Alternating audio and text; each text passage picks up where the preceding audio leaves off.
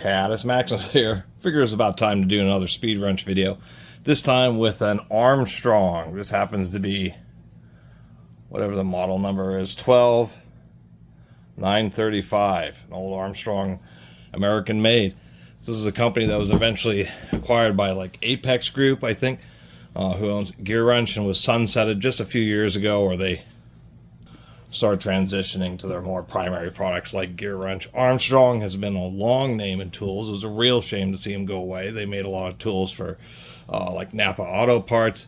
They were really big in industrial and business sectors, and you just don't run into their tools, or at least I rarely run into Armstrong branded tools in the wild.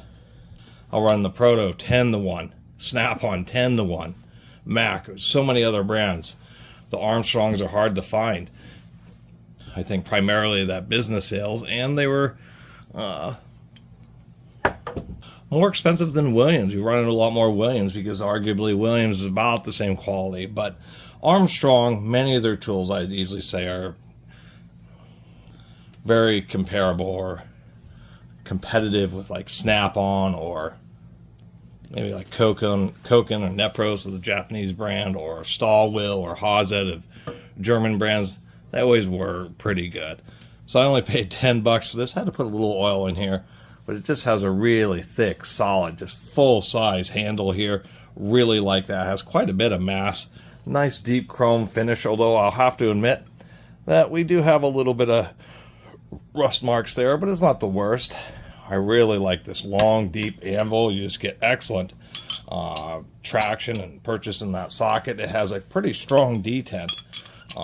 Say snap, quote-unquote, snap-on level. I mean, this is a big 36mm deep well half-inch socket. That's a heavy socket. And it's definitely not going to fall off inadvertently or by accident. Really do like that. Nice that it has just a nice large detent ball that also has a good grip. And it really is this overall fit and finish. Just a nice thick beam on it, so not much flex. And just like some of the other Armstrong tools like this breaker bar, just really nice, just well built, heavy duty. And to tell you the truth, if I really do compare to, I don't have a ton, but I also have plenty of speed wrenches. I mean, I have Montgomery Ward Powercraft, which is really pretty nice. I just like this because it has a big open area, although the Armstrong isn't bad either. What is this? This happens to be a German-made Hazet. Really narrow section here, but it also has a good extension. It's kind of like a high torque compared to the Proto. This is a more modern Proto, and it's pretty nice, but we can see that its chrome plating just doesn't quite have the luster of the Armstrong.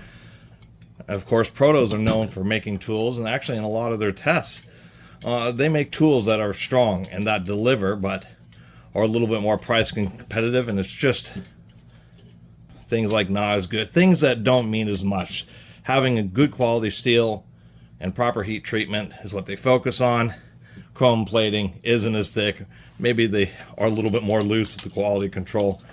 I have a Bonnie, which is well-respected American-made tools. It's not bad. It has a really long stem on it, but it's a little bit thinner of a rod.